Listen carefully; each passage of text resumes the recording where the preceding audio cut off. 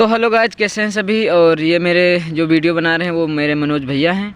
और ये वीडियो है अयोध्या का, जो अयोध्या में जो रोड है हाईवे नेशनल, उससे 2 या 3 किलोमीटर दूरी ये साइड बन रहा है। और ये होटल बन रहा है एक, मतलब कोई अयोध्या मंदिर के लिए जाए तो वहाँ आराम से रुक सके।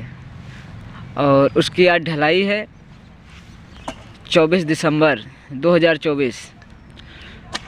तो दोस्तों मेरा वीडियो देखते रहें और सब लोग इसको लाइक ज़रूर कर दें। और मेरे भैया जो वीडियो बना रहे हैं तो ये ठेकेदार हैं, एक कॉन्ट्रैक्ट वाला काम लेते हैं और इनका बस यही काम है कि बस साइडों को बनाना।